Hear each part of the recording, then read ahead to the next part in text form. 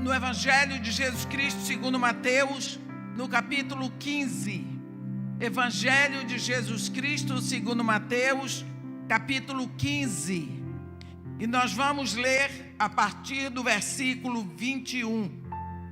Mateus, capítulo 15, a partir do versículo 21, onde está escrito assim: partindo Jesus dali, retirou-se para os lados de Tiro e Sidom.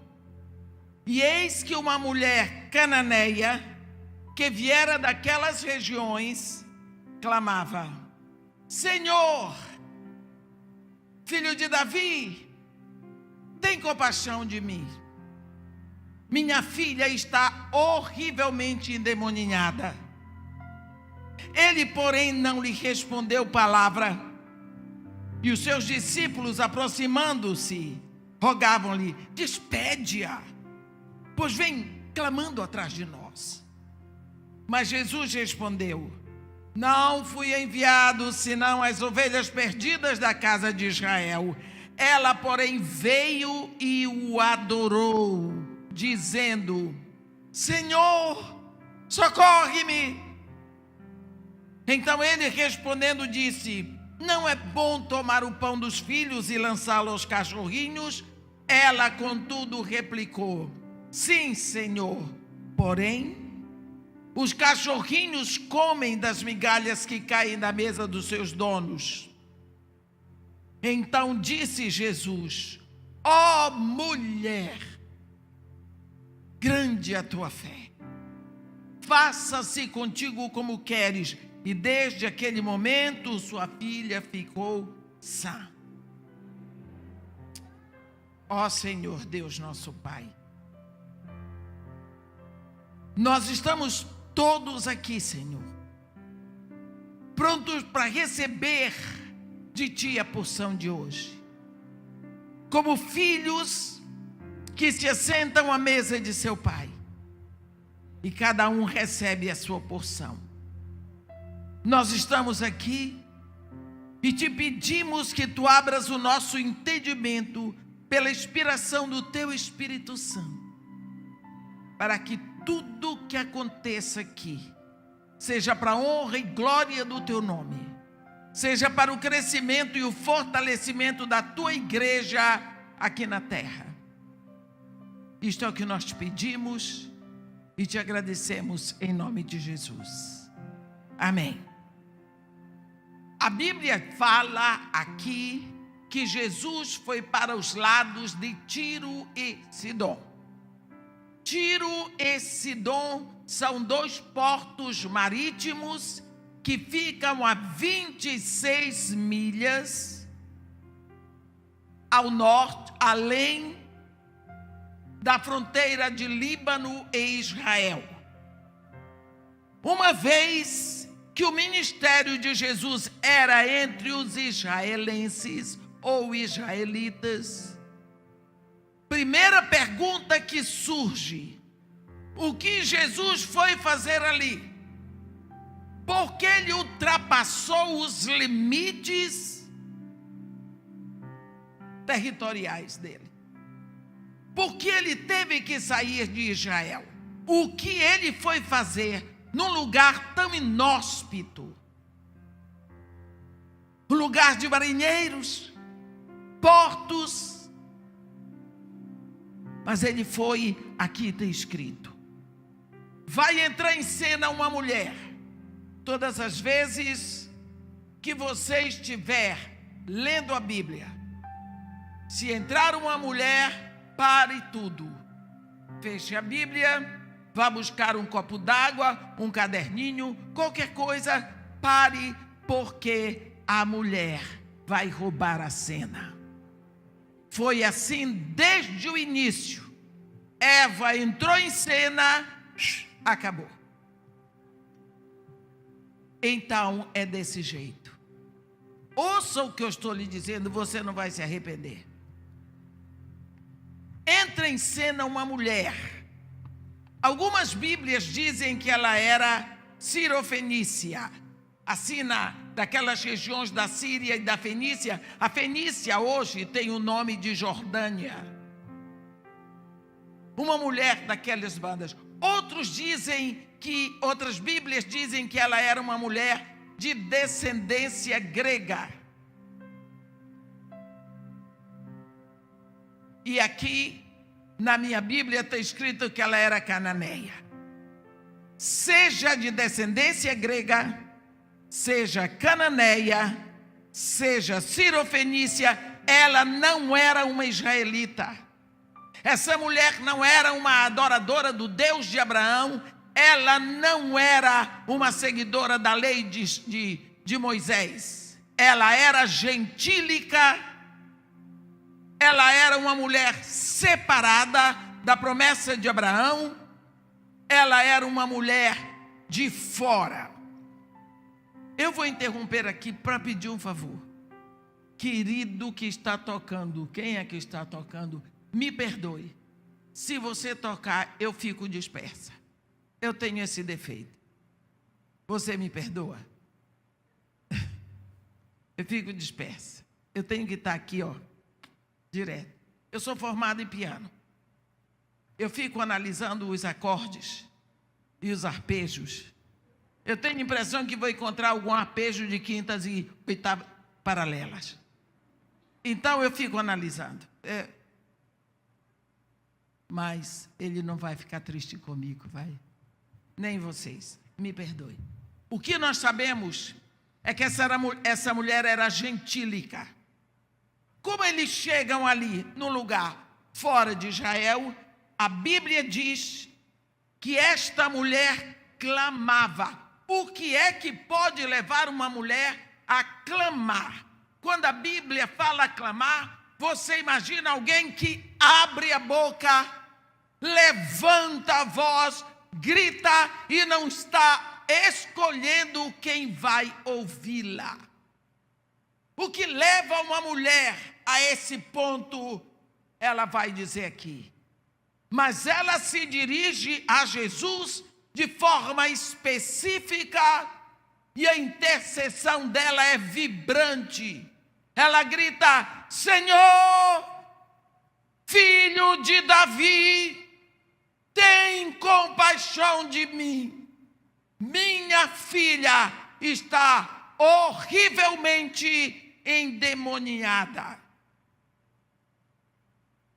Você pode imaginar, você que me ouve e que é mãe, o que leva uma mulher a expor a sua casa em público, principalmente para homens que ela nunca viu. Se ela diz que a filha dela está horrivelmente endemoniada, quem é que tem uma filha endemoniada e quer expor a filha em público? Ninguém. Não tem mãe que queira isso. Essa mulher devia estar sofrendo há muito tempo. Essa mulher devia estar sangrando por dentro. Procurou de todos os meios uma solução para a filha dela. Mas agora ela não sabe mais o que fazer. Agora ela não está mais a fim de guardar segredo. Agora ela está gritando, ela precisa de ajuda. Ela diz socorro. Ela precisa, e ela não está mais guardando o segredo. Mas quando ela se dirige a Jesus, ela diz: Senhor, atenção para esse título. Hoje dizemos Senhor de graça. Mas naquela época, quando você lê a Bíblia em hebraico, aqui está escrito Adonai. Adonai significa Senhor e Mestre. É aquele que comprou, que pagou o preço. Se eu chamo Jesus de Senhor, eu estou dizendo: tu és meu dono, eu te pertenço, eu sou propriedade tua. E isso é um título seríssimo. Como que esta mulher vem de longe, nunca tinha visto Jesus, Como é que ela diz a ele: tu me compraste, eu sou propriedade tua, tu és meu senhor? Como? Tem mais. Ela acrescenta a ele um título dizendo: filho de Davi.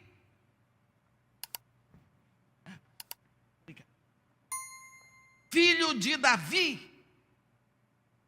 Como ela sabia que Jesus é o Messias? Chamando a ele de filho de Davi, ela está chamando de monarca. Ela está dizendo que ele é rei. Ela está dizendo que ele tem um trono. Como ela sabia? E ela agora, que o chamou de Senhor, ela o chama de monarca, ela dá a ele um outro atributo: tem compaixão de mim. Ela diz que ele é Deus, porque na Bíblia Deus é que é compassivo, clemente, longânimo, grande em misericórdia e fidelidade. Olha quantos títulos essa mulher abre a boca e proclama. Você prestou atenção ao ambiente? É rua, é público, é aberto. Aqui tem os israelitas, os discípulos de Jesus, seguidores da lei de Moisés. Eles têm os oráculos, todos os profetas. Tem Jesus, o Filho de Deus, e tem uma gentílica necessitada. Uma mulher seguidora, seguramente adoradora de Baal. Ela diz: tem misericórdia de mim, tem compaixão de mim. Aí ela expõe a dor, ela derrama a alma, ela abre o coração, ela conta o que a levou a chegar àquele ponto. Minha filha está horrivelmente endemoniada. Puxa vida. Filha endemoniada. Filha. Minha filha. Gente, que dor. Que dor. Eu fico pensando como esta mulher podia discernir o nível da luta da sua filha. Como ela pôde discernir que a filha dela estava endemoniada? Hoje eu tenho visto muitas pessoas que até me procuram, porque sabem que eu sou psicólogo, ou já fui psicólogo, que tem anos e anos e anos que eu não atuo na área. Como esta mulher sabia? Se hoje grande parte das mulheres, quando seus filhos estão com problema, levam logo para o psicólogo, como se o psicólogo pudesse resolver tudo. O psicólogo ajuda demais. Mas nunca esqueça que a psicologia é a ciência que estuda os fenômenos psíquicos. Fenômenos psíquicos são os fenômenos que se passam na nossa psique, que é na alma. Não tem nada a ver com demônios. E quantas vezes nós temos filhos dentro de casa que estão com opressão demoníaca? Eu não estou falando de possessão, porque na nossa luta contra os poderes das trevas nós temos a obsessão demoníaca, nós temos a opressão demoníaca e a possessão demoníaca. Quantas vezes nós temos filhos nascidos já na igreja, criados na escola dominical, aprendem tudo e um dia eles se encantam pelas coisas do mundo, eles querem aprender as coisas do mundo, eles ficam encantados com o que o mundo pode oferecer com os amigos, e eles não querem mais vir na igreja, e depois eles vão ficando de mau humor, e dentro de casa eles já não são as mesmas crianças, falam menos, o quarto vai ficando uma favelinha. E você diz, é porque ele é adolescente. Não. A adolescência não faz isso com ninguém. Alguma coisa está acontecendo ali. Alguma coisa está acontecendo. Pode perfeitamente ser uma opressão demoníaca. Mas como meu filho é crente, qual é o problema? O crente não deve ter possessão, mas opressão.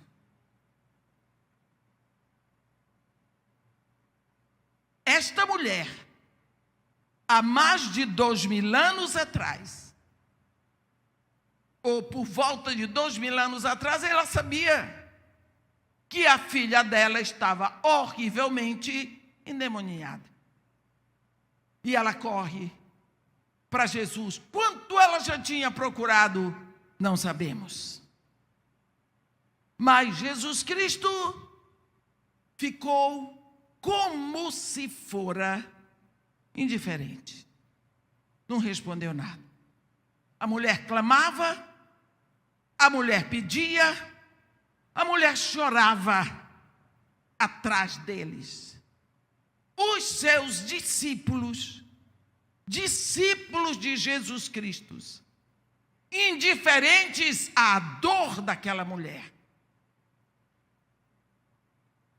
Indiferentes. Simplesmente diziam para Jesus, despede-a, porque ela vem clamando atrás de nós, deixa ela se ferrar, deixa ela ir embora com o problema dela, nós não temos nada a ver com isso, isso não é o nosso problema, não vamos nos misturar com esse povo. Parece hoje, não é? Os discípulos de Jesus Cristo fazem isso. Parece hoje. Como podemos ser tão indiferentes, tão cruéis à dor dos outros? Quantas vezes pensamos, sim, mas ela não é dos nossos. Por acaso Jairo era discípulo de Jesus? Quando ele se prostrou aos pés de Jesus, dizendo, minha filha está doente até a morte, vem, impõe a mão sobre ela para que seja salva e viverá. E Jesus foi com ele. No caminho encontrou a mulher do fluxo de sangue, curou a mulher, foi para a casa de Jairo, ressuscitou a filha de Jairo. Jairo não era discípulo de Jesus, não era nem amigo, ele era o chefe da sinagoga, da turma que não aceitava o ministério de Jesus. Por que nós fazemos acepção? Como se o dom de Deus fosse nosso. Quando não nos custou nenhum tostão, o grande mandamento é o amor, e Deus amou o mundo de tal maneira. Ele não amou este ou aquele, mas amou a todos. Jesus Cristo ali, de um lado a mulher gentílica e do outro os seus discípulos indiferentes, nervosos, superiores. Não é? Aí ele falou alto para a mulher ouvir. Não fui enviado, senão as ovelhas perdidas da casa de Israel. Se fosse eu lá, eu dizia, então o que você está fazendo aqui? Vai para lá. Mas a mulher não era assim, mal educada. Porque se ele foi só para Israel, o que é que ele está fazendo em Tiro e Sidom? A mulher veio e o adorou, dizendo, Senhor, socorre-me. O meu caso é de urgência. Se tu não fizeres alguma coisa, quem o fará? A mulher o adorou. Ele teve que parar.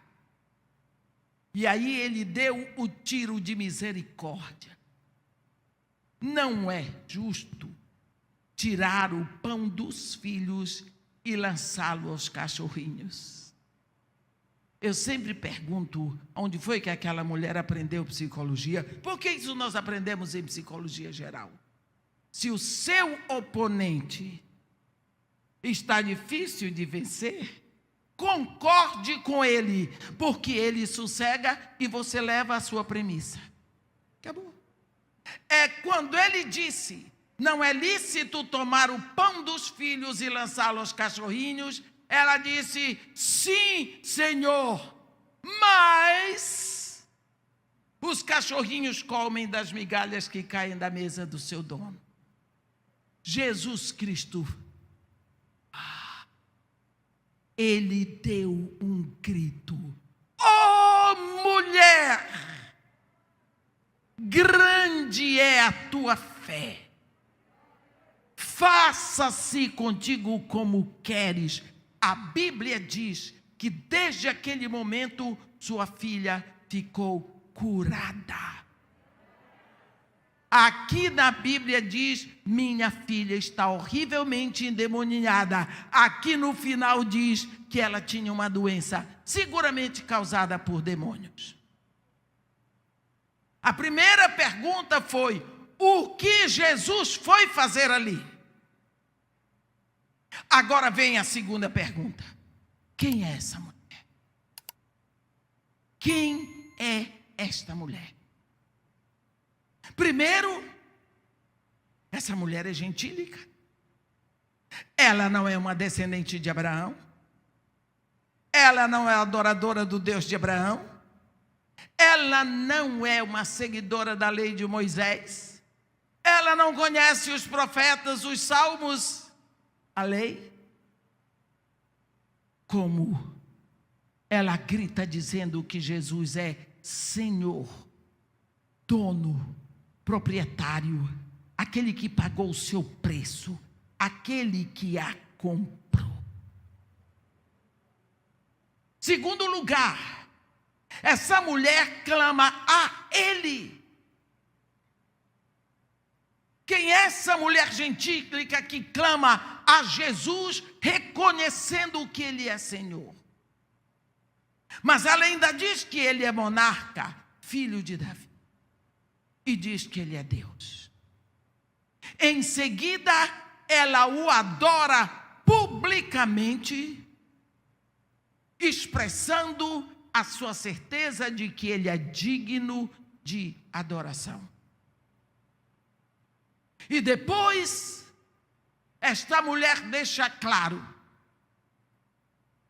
muito claro, que ele tem poder para ordenar ali e sua filha ficar curada onde quer que ela esteja.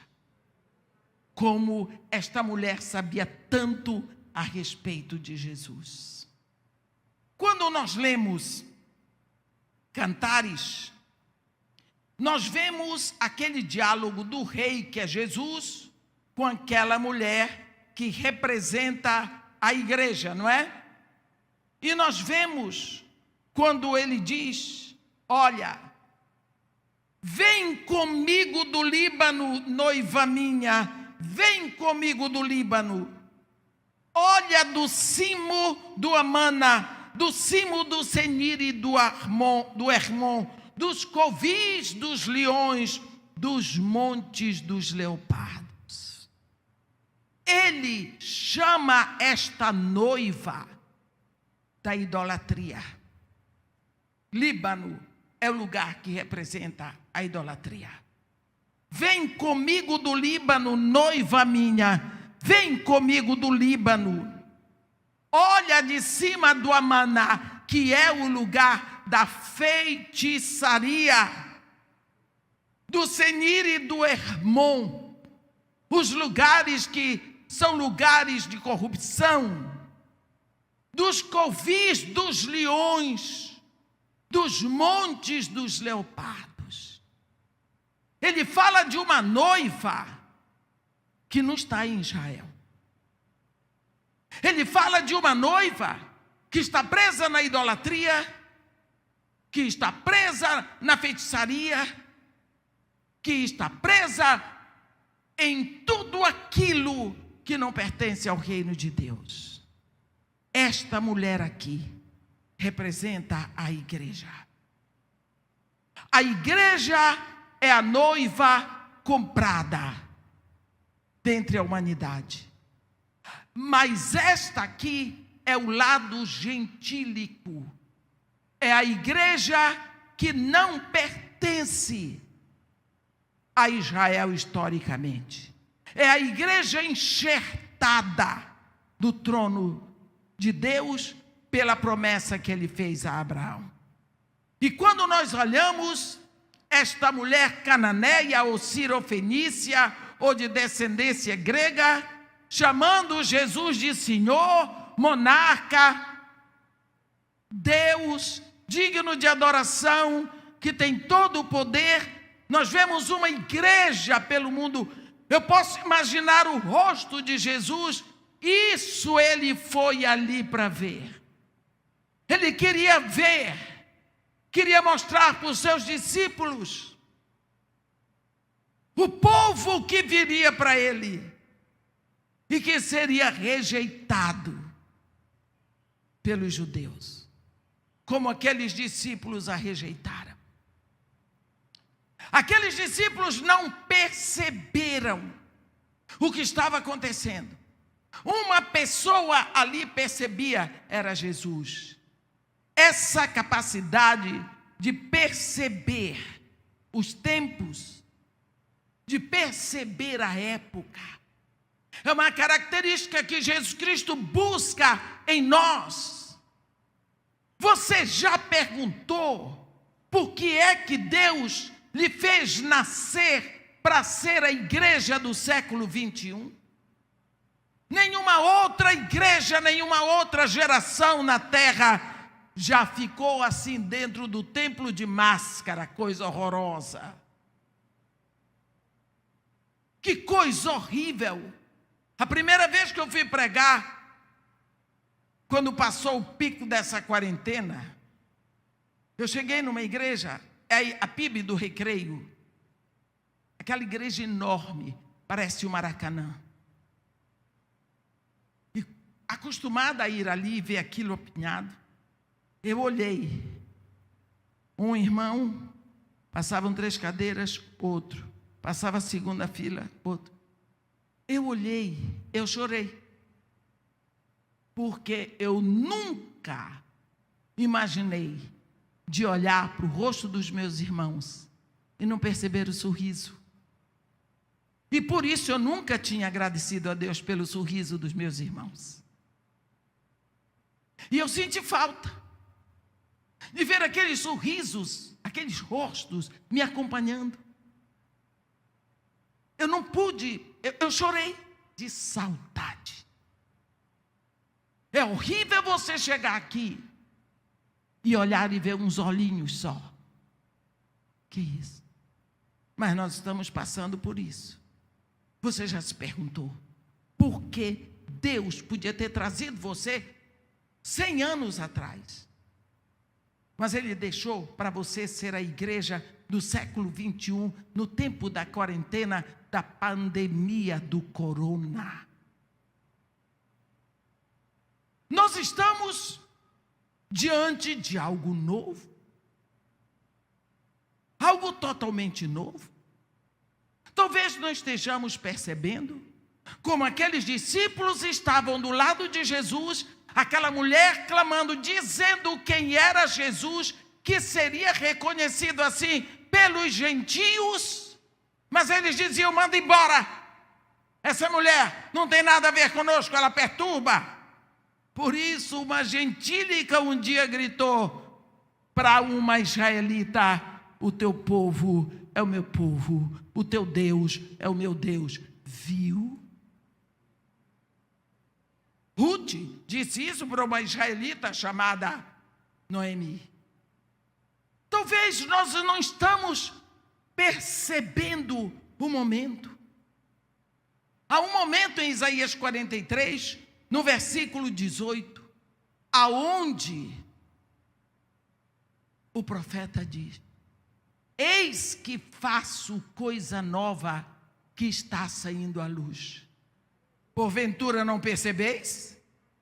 Eis que eu ponho um caminho e um rio no deserto. Os animais do campo, os chacais, os filhotes de avestruz me glorificarão, porque eu porei água no deserto e darei de beber a um povo escolhido, ao povo que eu chamei para celebrar o meu louvor.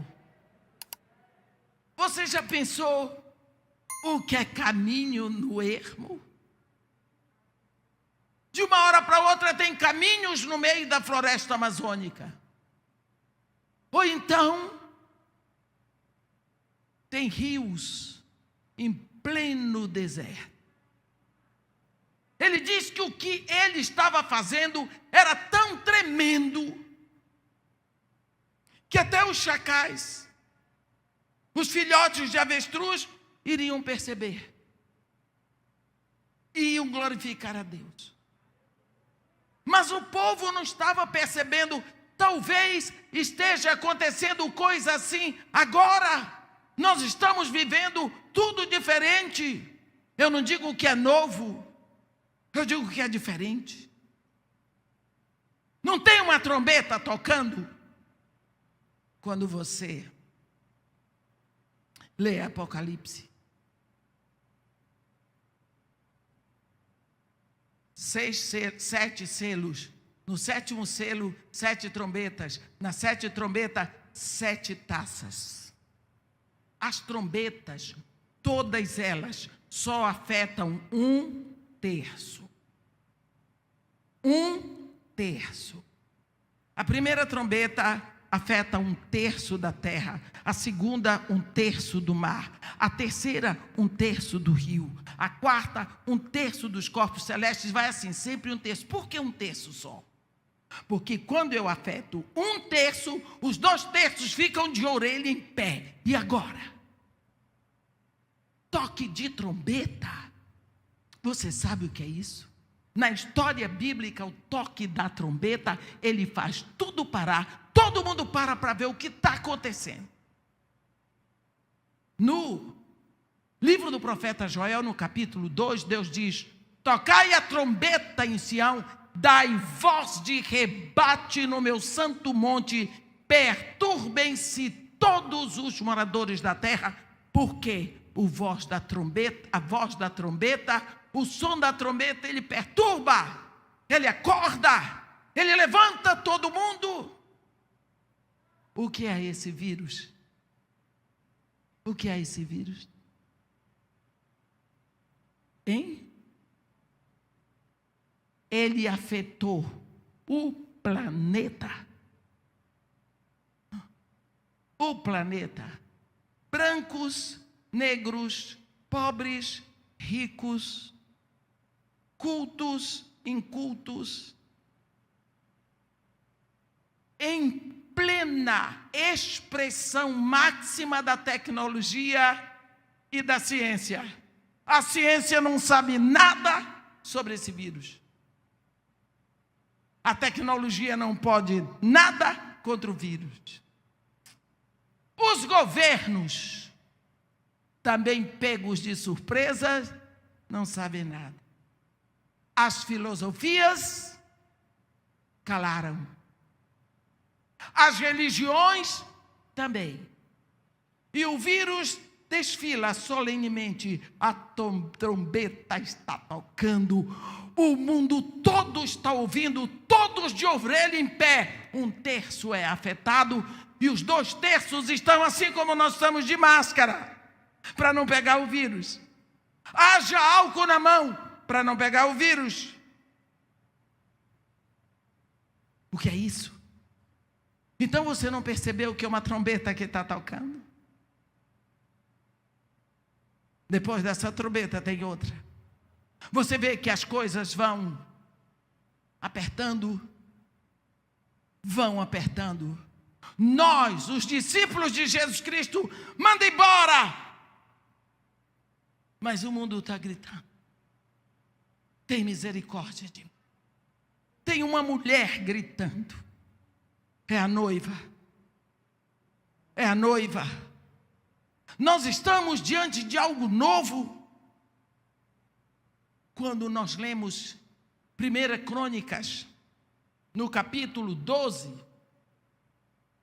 a Bíblia, Saul tinha o exército dele, ele era o rei, ele era poderoso, mas ele não tinha mais a unção.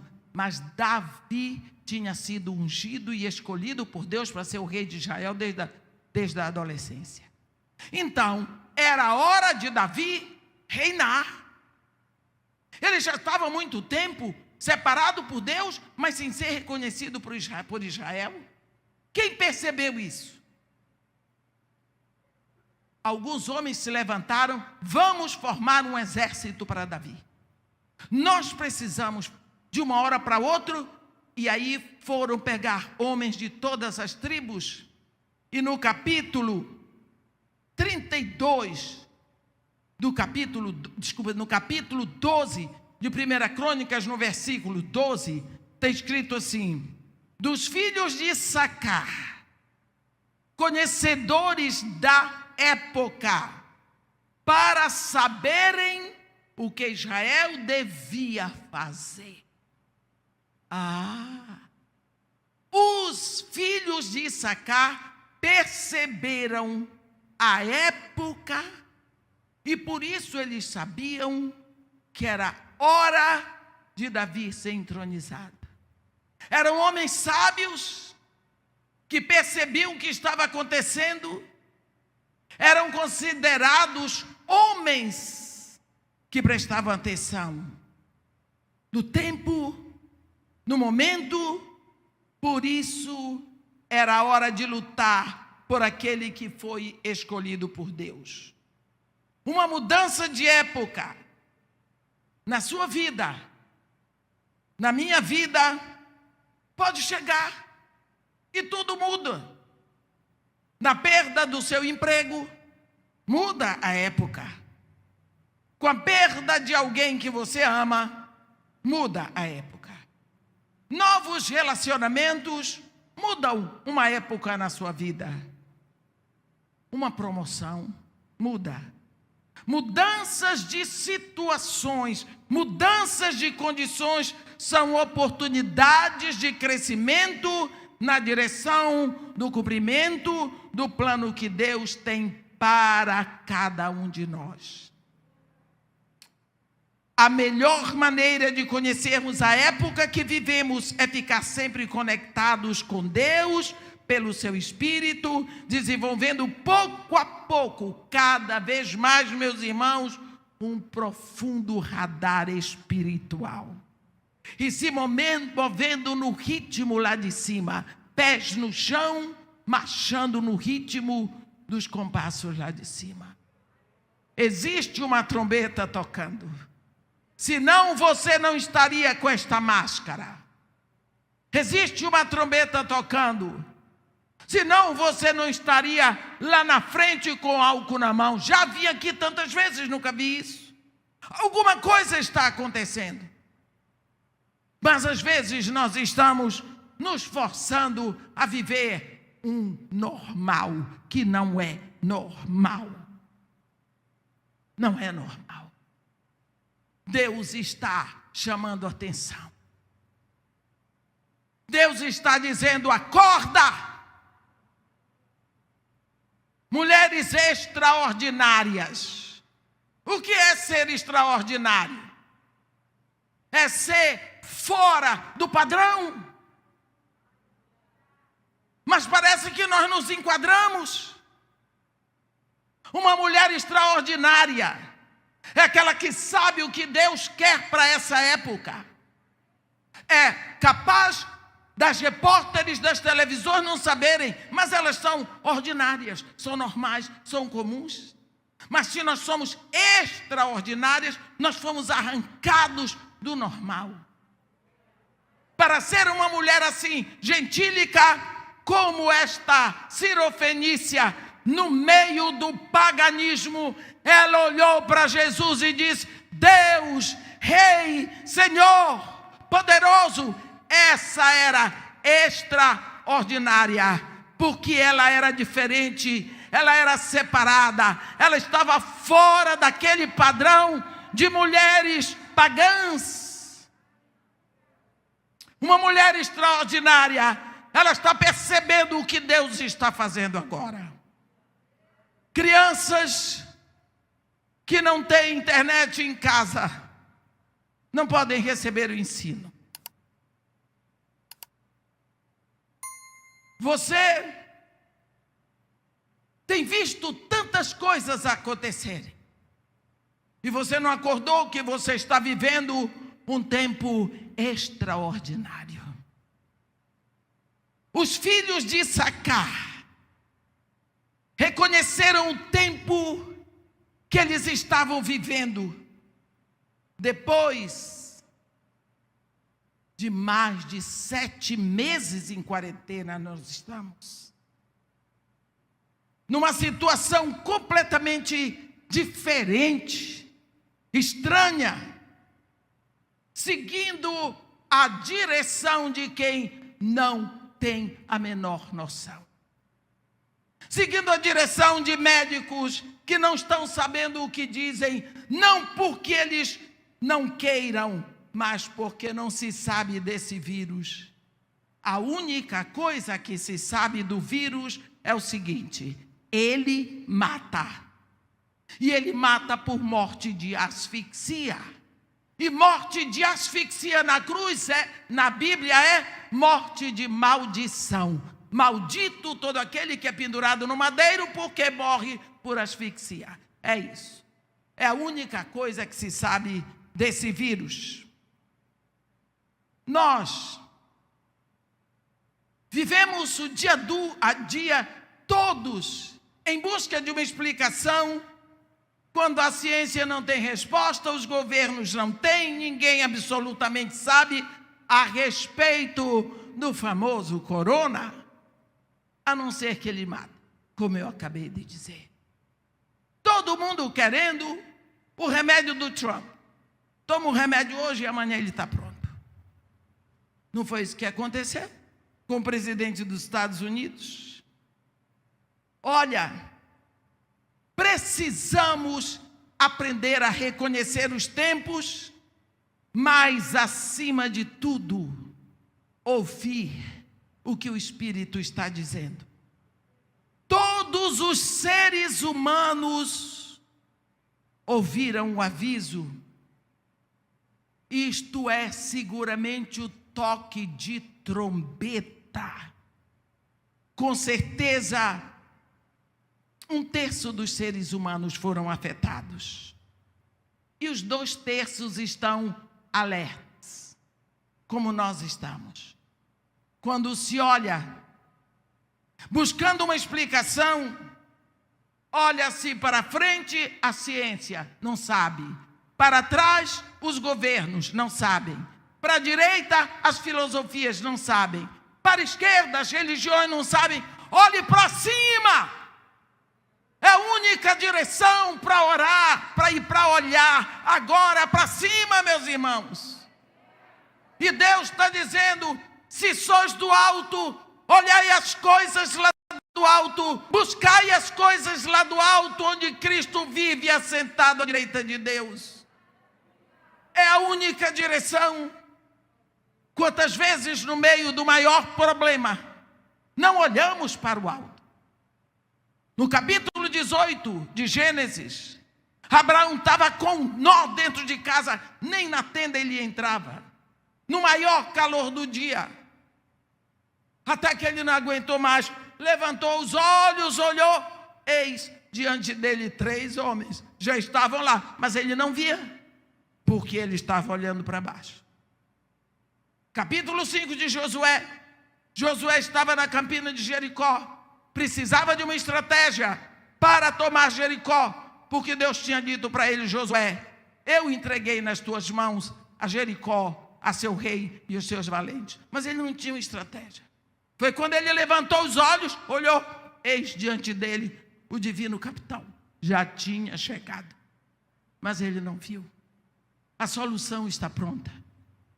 Deus está nos chamando: ei, não adianta ficar olhando para a vacina russa, chinesa, inglesa, americana. Não. A Europa estava bem, está voltando tudo. Olha para mim. Olha para mim. Não tem para onde olhar. Será possível que ninguém percebeu que nós não temos para onde olhar? Nós não temos em quem nos segurar a não ser em Deus. No momento que nós começarmos a olhar para Ele, sairemos do ordinário e então seremos extraordinários. Enquanto vivermos na comodidade, como é que se diz? Na comodidade desse tempo e em comunhão com o pensamento das pessoas do mundo, seremos ordinárias, no sentido de que seremos normais. Nada de extra aconteceu na nossa vida. Agora que nós sabemos que foi plantado uma semente de atenção na nossa vida, nós precisamos saber de uma coisa: nunca mais você terá essa quarentena como você teve. Também nunca mais você poderá dizer para Deus: não tive tempo de buscá-lo. Não tive tempo de arrumar a minha vida com o Senhor. Não tive tempo. Porque o tempo você está tendo. Quantas vezes a última palavra, meus irmãos, das coisas que acontecem na humanidade, a última palavra sobre a época que vivemos não está com os governos, não está com a ciência, não está com o dinheiro, não está com as riquezas, as grandes potências. A resposta não está nas raças, nos gêneros. Deus, o Criador, nos chama a olhar para Ele como os filhos de Issacar discerniram o tempo. Deus nos chama a discernirmos o tempo que estamos vivendo. O que é que você está vivendo agora? Por que este tempo é diferente? Porque fulano morreu? Porque alguém teve o Covid? Porque alguém não teve? Não! Não é isso que Deus está querendo que enxerguemos. Ele está querendo que enxerguemos que Ele é a resposta. No momento em que você for arrancada desta aparência de cristianismo, no momento em que você for chacoalhada, acorda, ó tu que dormes, levanta-te dentre os mortos e Cristo te iluminará. No momento em que você se levantar, guerreira, você é extraordinário. No momento em que você buscar tempo com Deus, você é extraordinária. No tempo em que você gritar a Jesus, pelos seus filhos, pela sua casa, insistir com Ele, sem ter acanhamento de ser chamada de louca, você é extraordinária. Mas enquanto você estiver acomodada aos padrões deste mundo, você é ordinária. Você não é extraordinária. O que faz de você uma mulher fora do comum, fora da média, é o fato de você compreender o seu chamado. Você sabe que muito disso pode custar as suas amizades. Você pode ser chamado de fanática. Não é? Você acha qual foi o ibope dessa mulher cananeia depois de expor a vida dela? Como se ela tirasse a roupa no meio da rua. Todo mundo ficou sabendo naquela época que ela tinha uma filha endemoniada. Se hoje ninguém quer saber, quanto mais naquela época. Mas ela gritou para ele. Ela não estava falando com os discípulos, ela estava falando direto com ele. É preciso que você saia do comodismo que você está, dessa vidinha pequena, que você assim é menos mulher do que devia ser. Existe um homem que deu um grito, que parou o Senhor dos céus e da terra, cego, mendigo, no caminho de Jericó. Quando ele soube que era Jesus que vinha, ele começou a gritar. Mandava ele calar a boca, ele gritava mais alto, até que Jesus disse: trazei-mo. E eles levaram ele na presença de Jesus. Que cena! Entre naquele caminho agora, na sua imaginação, e veja, o Senhor do universo parou pelo grito de um cego mendigo, sujo, mal cheiroso. O Senhor da glória parou. E o cego era cego, não sabia onde estava Jesus. Veja o rosto do nosso querido Senhor brilhando de alegria. Que queres que eu te faça? O que tu queres que eu te faça? Você já pensou o que é isso? Ei, tu mandas e eu obedeço. Tu dizes, eu estou à tua disposição para o que tu quiseres. O que tu queres que eu te faça? E o cego, que eu torne ver? Então veja. Quando o cego abriu os olhos, ele viu o rosto de Jesus. Um grito, um clamor, fez o Senhor dos céus e da terra parar. Tinha uma mulher conhecida como imunda, porque 12 anos ela tinha hemorragia. Ela já tinha empobrecido.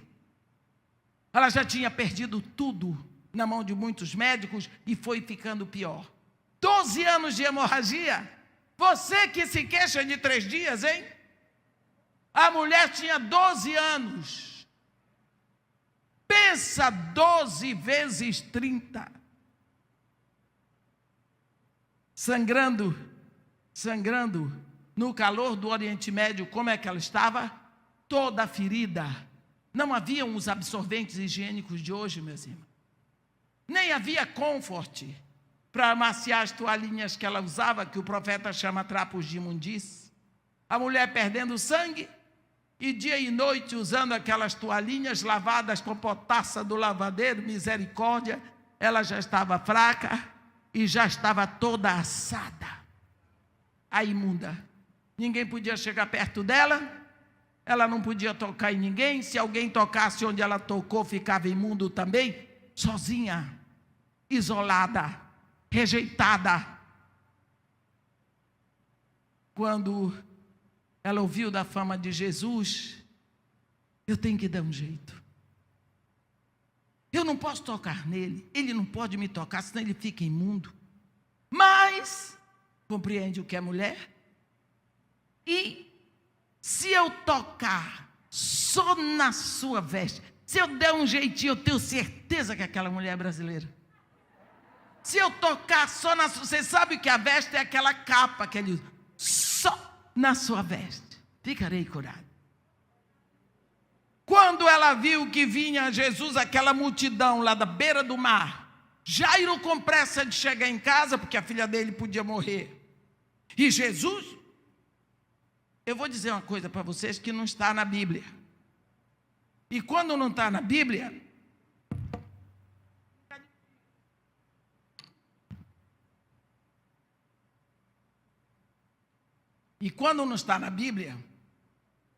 mas conhecendo o meu querido, como eu conheço, quando ele viu que a mulher vinha lá para conseguir chegar nele, ele deu uma freadinha no passo.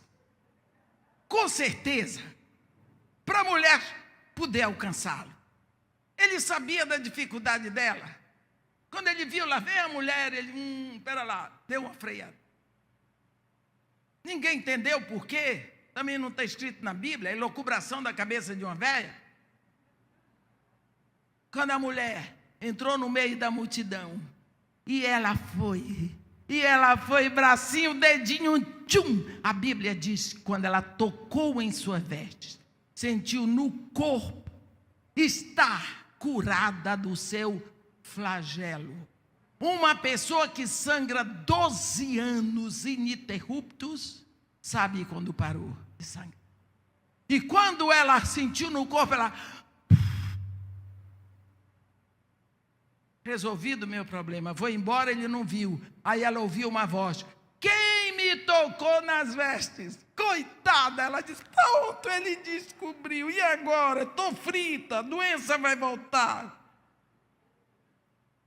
Quando não deu jeito, a Bíblia diz, e a mulher, aí então a mulher, atormentada, e chorando, e cônscia do que nela tinha acontecido, veio, prostrou-se diante dele, contou-lhe toda a verdade. Um toque que fez parar o Senhor dos céus e da terra. Um toque de uma imunda, um grito de um mendigo fedido lá, sério. Vou falar de um desejo que faz Jesus parar. Tinha um sujeito engraçado, riquíssimo, solitário. Ninguém queria conversa com ele, porque ninguém gosta de cobrador de imposto, nem eu gosto. Não gosto de pagar imposto, pago se tiver outro jeito.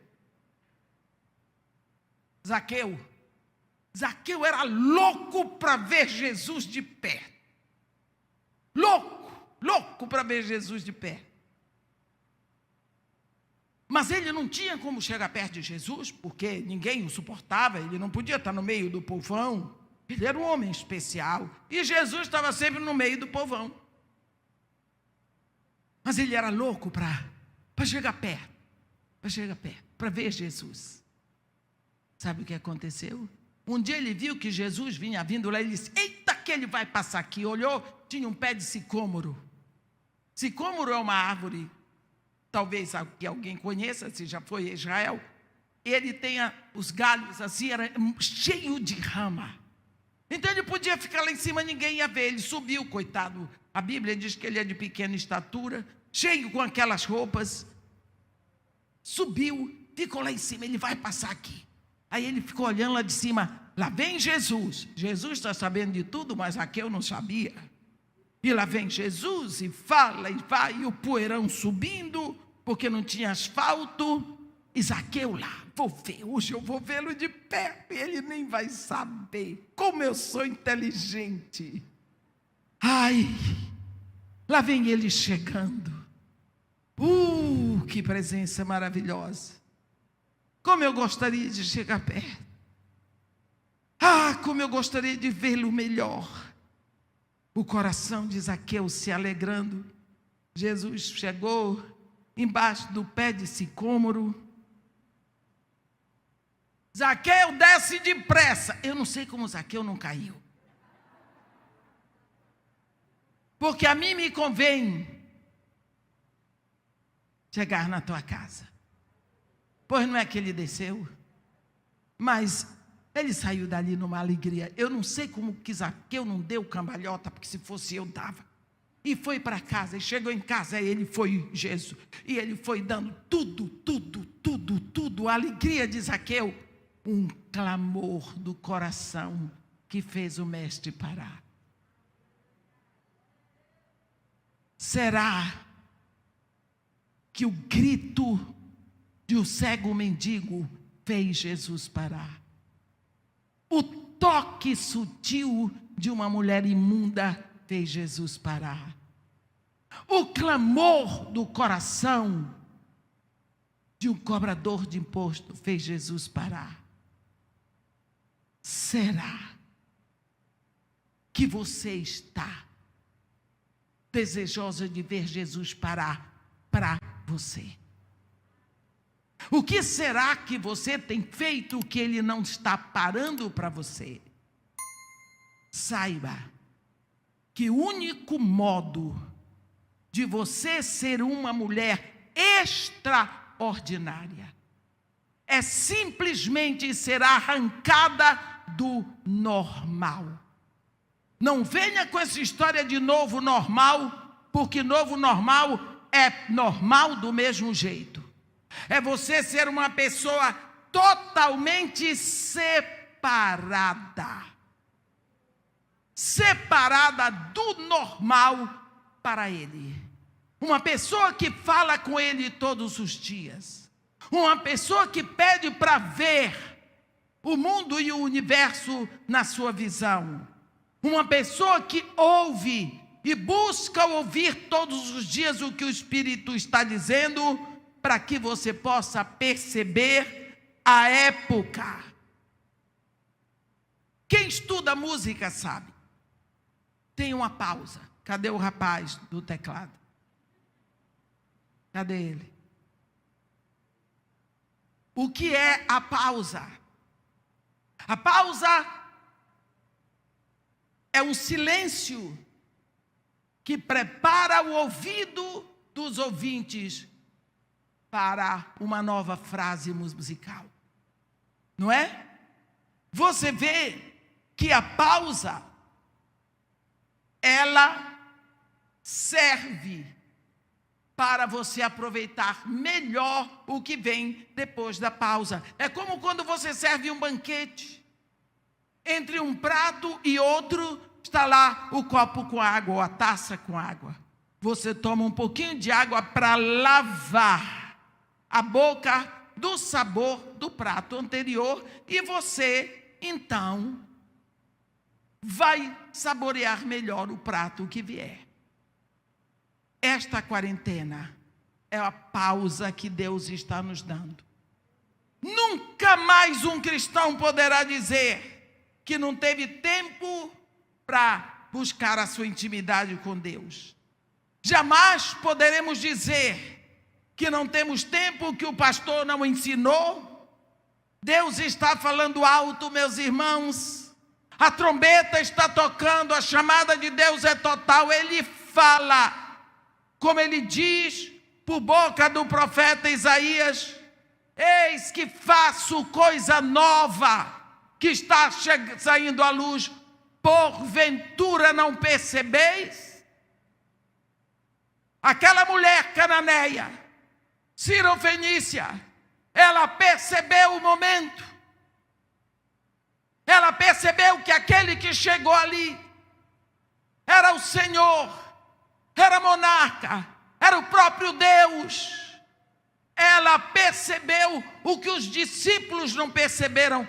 Ninguém em Tiro e Sidom haviam percebido. Ela percebeu, ela era extraordinária.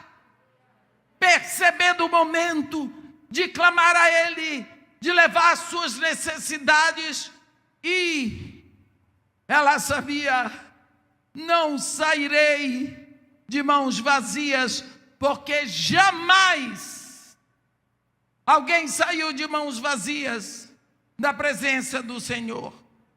Nós precisamos saber que quantos de nós estamos como os chacais, os filhotes de avestruz percebem e nós não percebemos. Existe uma coisa pior do que estarmos olhando o momento como qualquer mulher ímpia, que não está percebendo o que Deus quer de nós. O profeta Jeremias, no capítulo 6, versículo 16, ele diz: ponde-vos à margem do caminho e vede. Perguntai pelas veredas antigas qual o bom caminho. Andai nele e encontrareis descanso para vossas almas. Será que você já parou para pensar o que é isso? Todo mundo de máscara, todo mundo com medo, e compra álcool, e passa gel, e eu sei lá quanta coisa. Eu já estou. Será que nós estamos percebendo que o momento que nós estamos vivendo é um momento altamente peculiar. Ou simplesmente nós estamos aceitando porque não tem outro jeito. É Deus gritando para nós, minhas irmãs: saiam de Babilônia, acordem, noiva indiferente, acorda, grita Maranata. Uma noiva morna, uma noiva balofa, uma noiva que não namora o noivo. Toda noiva quer ficar a sós com o seu noivo. Toda noiva deseja já o momento do casamento. A igreja é uma noiva que não namora. Tenho todo o tempo para namorar agora na quarentena. Ficar a sós com ele, falar, abrir o coração. Como ele diz, entra no teu quarto e fecha a porta e ora ao teu Pai em secreto. E o teu Pai que te ouve em secreto te recompensará. A noiva não pode estar no meio dos defuntos. A noiva tem que sair. A noiva não pode estar no normal de todas as mulheres.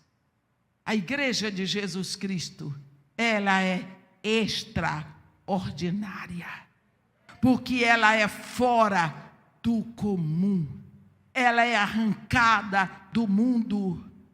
Vem comigo do Líbano, noiva minha, vem comigo do Líbano. Ele está atirando a sua noiva. É só isso que ele quer. E esse tempo agora, extraordinário, é simplesmente para que possamos acordar que isto tudo aconteceu só por causa da igreja. Pode rir, você não tem que acreditar. Mas quem me conhece, eu prego há mais de 40 anos. Não me vê dizendo assim: Deus me falou isso, Deus me falou aquilo.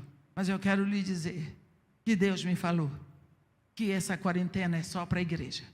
É só para preparar a igreja. Só. Teve dias de eu fazer 8 lives. Eu faço live para a África, para a Europa, para a Ásia, para o Brasil todo canto. Hoje eu já fiz para a Suíça. De tarde fiz outra para cá. Agora eu estou aqui. Amanhã eu tenho gravação desde 4:30 da manhã. É só para a igreja esse tempo. Toda a pregação que Deus tem mandado pregar é para chacoalhar a igreja, para chamar a igreja, para sacudir a igreja. Não é para evangelismo, é para acordar aqueles que dizem que já se renderam a Jesus Cristo. Portanto, aproveite para levantar, para sair do ordinário e ser extra, fora, acima, além. Porque você não pode ser uma pessoa comum, você é noiva, você é igreja. Senhor, filho de Davi, tem compaixão de mim. Explode uma bomba no meu coração, Senhor. Queima um fogo de amor por ti, para que eu saia desse marasmo, Senhor, dessa conformidade com o mundo, mais parecida com qualquer servidora de Satanás e do mundo. Aquece o meu coração, Senhor, que meu coração se incendeie de amor por ti, e que eu seja uma mulher extraordinária, fora do normal, diferente das outras, e que tudo isso seja para a glória do teu nome. Isso é o que nós te pedimos, em nome de Jesus. Amém.